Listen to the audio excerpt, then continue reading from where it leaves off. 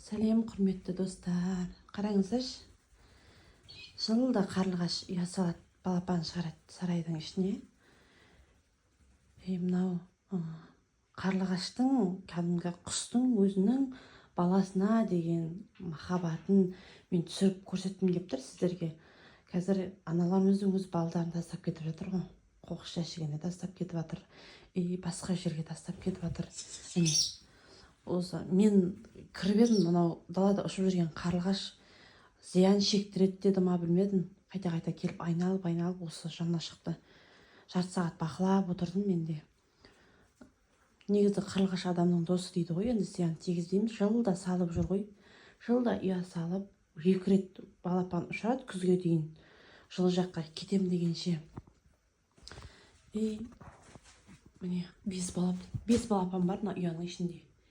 5 балапан бар. Уже не тамағын, қазір тамақ берді қолдарына. Балдарына тамақ тасиды өстіп, күні түні. Күшті махаббаты бұлар. Енді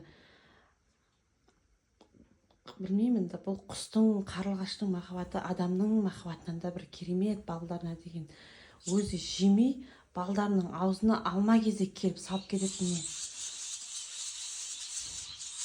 Екі қарлығаш екі жағынан. Ойладым мен, біреу мамасы, біреу папасы шығар деп. Күшті. Мен балдарым сұрайды, мама, анау не нәрсе, қалай әкеп беріп жатыр тамақты деп. Мен айтам, аузымен тасиды, күні түні тынбайды деп. Қараңыздар, күшті. Қандай осыны көріп, қаншама қыздарымыз, қаншама аналарымыз балдарын детдомға өткізіп жіберіп жатыр. Қоқыс жәшігіне тастап кетіп жатыр, басқа жерге тастап кетіп жатыр. Кәдімгі ішім удай ашиды да, соны көргенде жаңалықтарда не істейміз ғой, көріп, мына құстың махаббатын, балдарына деген махаббатын көргенде кәдімгі ішім удай ашиды екен. Сіздер қалай ойлайсыздар? Ойларыңызды жаза кетіңіздер комментарийге, тіркеліп кетіңіздер, лайк басып кетіңіздер. Бұл ауылдың кәдімгі қарапайым ауылдың сарайдың ішіне салынған қарлығаштың ұясы.